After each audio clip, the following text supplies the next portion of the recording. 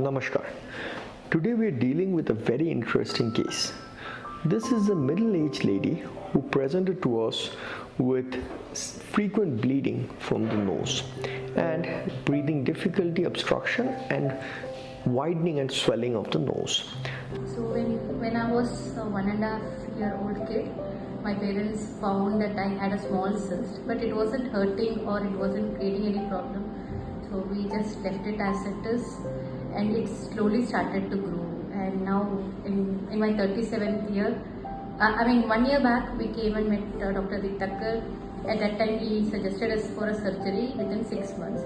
But then it wasn't giving any trouble, so we just went with the flow, and I wasn't ready for that surgery at that moment. And then one night it suddenly started to bleed, and it was continuously bleeding. So we went and got admitted in emergency, and then when we consulted the doctor, we took an MRI, and then when we consulted the doctor, it was high time that I had to go through the surgery, but I was really scared, and I was not I was ready to be with this, but the problem was it could bleed at any time was the issue. Then the only question I asked him is there any life threat? He gave me so much of confidence, saying that it would not be the case. And then within 2-3 days I got ready for the surgery, and there were a lot of other things because my nose was swollen because of that polyp. I mean, most of my photos I don't even put in my DP. My nose was very big. People used to criticize me for it.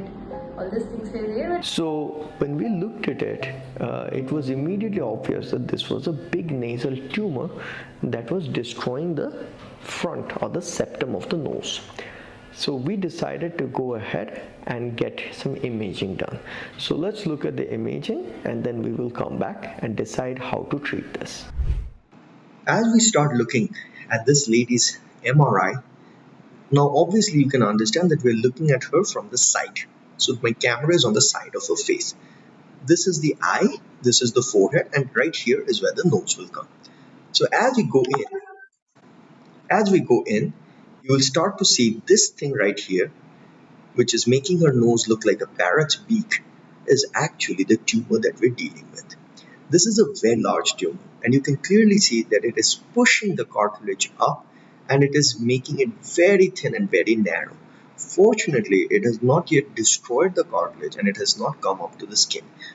Being able to see the skin free from these tumors is a huge benefit and is a hugely important point for me as a doctor, because that tells me that once I have removed this tumor, this skin is going to do perfectly fine, and I do not need to go for any kind of reconstruction of the skin. As we go further, you can clearly see how big this tumor is, going all the way to the opposite side.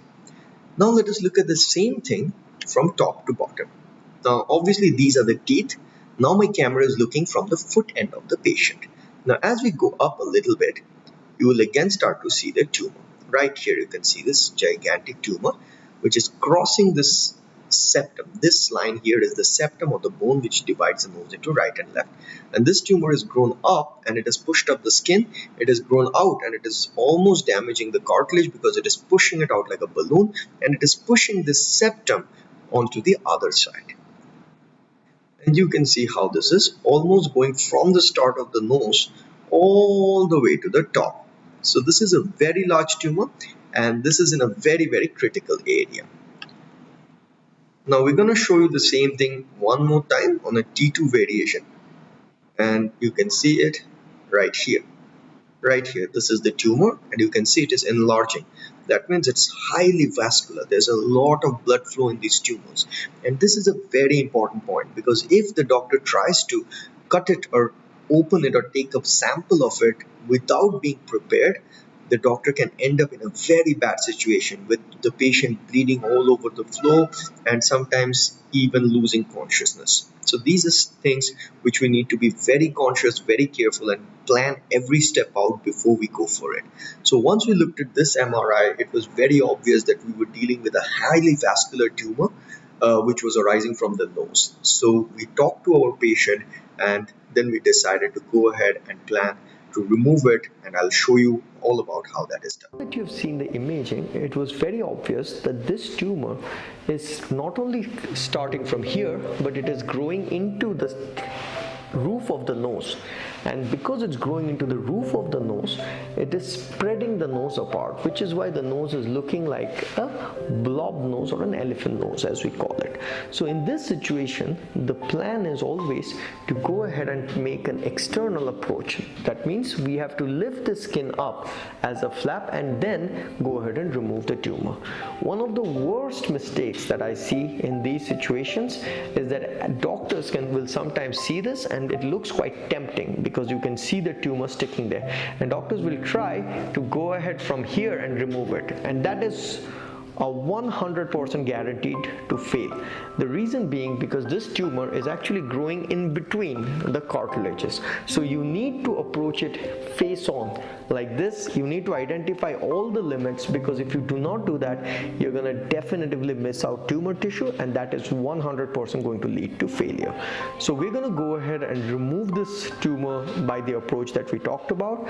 As we walk into the operating room together, you will see how before I start removing this tumor, I went ahead and clearly how I go ahead and clearly separate out all the areas, make sure I know exactly the location of the tumor, and then go ahead and remove it. These tumors are most commonly something called as hemangiomas, which means that they are basically tumors arising from abnormal blood vessels. These tumors are very, very, very vascular. That means they have a lot of blood supply and they tend to bleed a lot. So we have to be very careful. We have to identify all the vessels that will usually be supplying these tumors, and then we have to go ahead and remove them out. So let's go ahead and walk into the operating room, and I'll show you how to do these surgeries.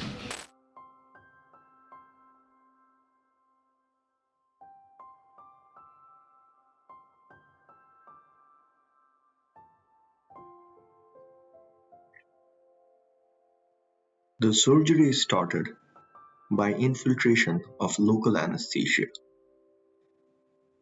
You can see us marking out the gull-wing incision, which we have to use to raise the flap. These incisions are very fine and they heal beautifully and will become almost invisible once the healing is complete.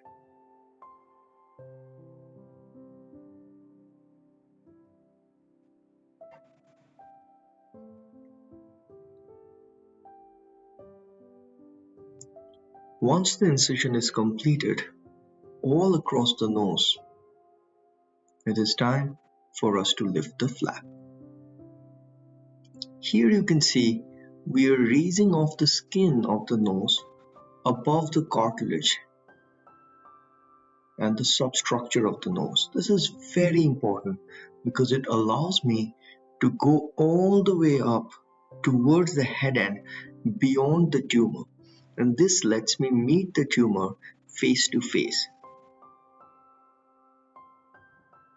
Small bleeding vessels may need to be cauterized with utmost precision, because if you cauterize with too much power, you can end up burning the skin.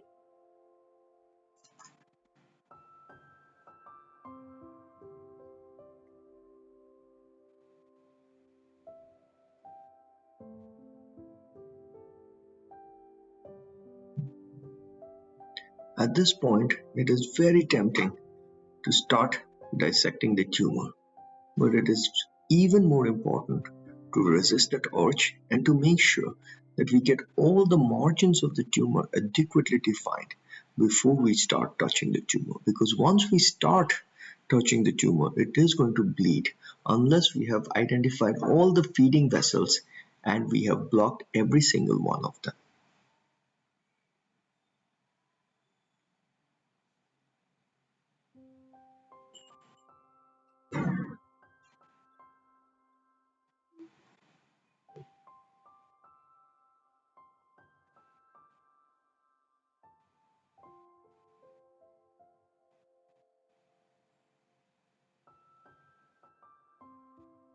The endoscope is used to identify the aspect of the tumor deep inside the nose. and to make sure that we have reached it.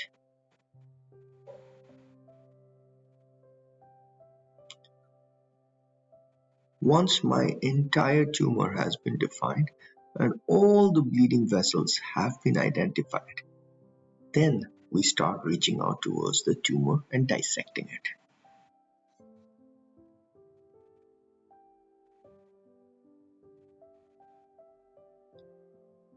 Here you can see me dissecting the tumor out, being very careful to protect the skin and the delicate soft tissues during my dissection process.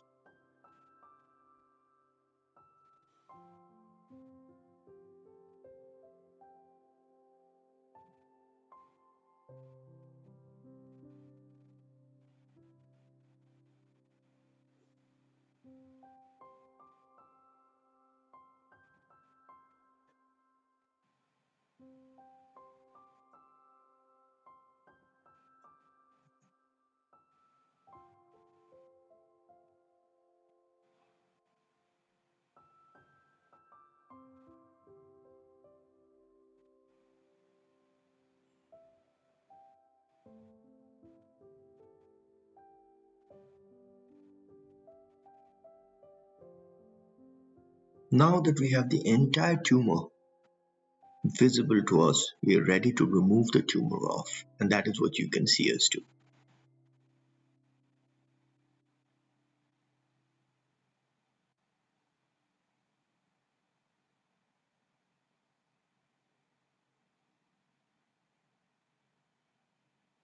Once the tumor is out, now comes the question of reconstruction. The septum of the nose was found to be grossly damaged due to long-standing pressure from the tumor, and hence there was no support. Also, the tumor was found to be extending a little bit deeper than we anticipated from the pre-operative MRI. So these two things need to be replaced. So a post-oral skin graft is seen to be harvested by us. This means, quite simply, borrowing some skin from behind the ear crease and stitching that in the nose to make sure that we can cover the area where the tumor has been removed.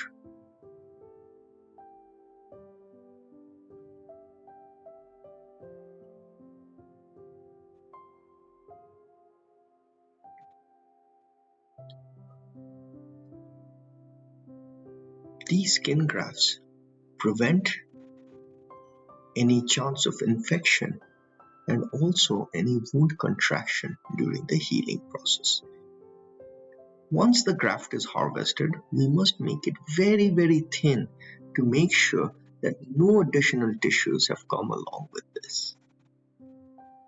Now the skin graft is ready to be stitched into place.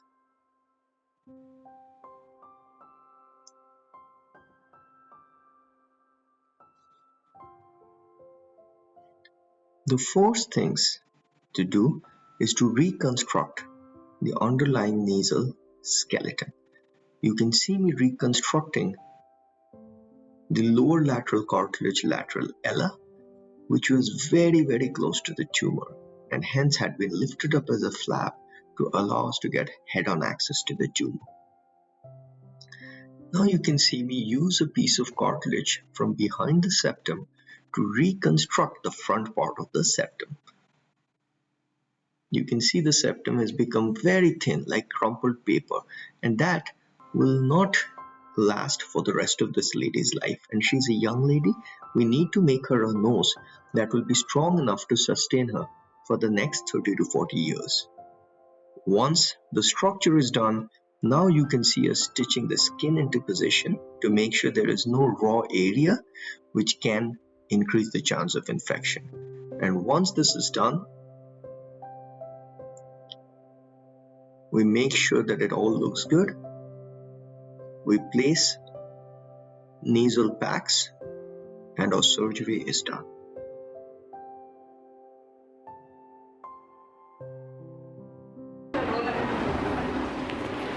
So we just got done with this surgery and it went really well. we did run into a little bit of difference compared to what I was planning. The tumor turned out to be going more in the back on the inside of the nose than it was visible from the MRI.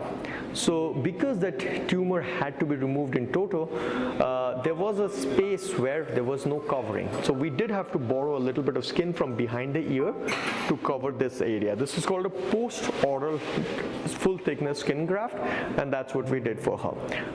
We also strengthened down the septum, which is the anterior part of the support of the nose, which was damaged by this heavy tumor eating it up and getting into it. So we strengthened it out. We made sure that it is going to not fail in future for this patient. I think she will do very, very well. We have spoken to the relatives. We have explained that she will have a cast on her nose for about a week and some splints inside the nose. So we'll follow her up as she heals, and then hopefully we'll be able to show you the final endoscopy once her healing is complete, and let's see how she does.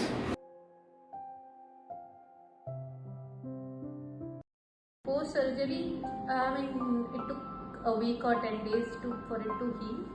But then after that, people started seeing, when I met my friends, even were saying like I look like the old Pavitra and things have changed for me. So it helped. And now I'm able to breathe well. I don't have this. So I had problem with deep sleeps also. I couldn't sleep well, and I get very disturbed. And I will not be able to have anything cold, because the moment I get cold, that polyp will get swollen, my nose would look more blown up, and then it starts to sometimes bleed. So now I don't have all this problem, so I feel better, and thanks to Dr. Diptarka.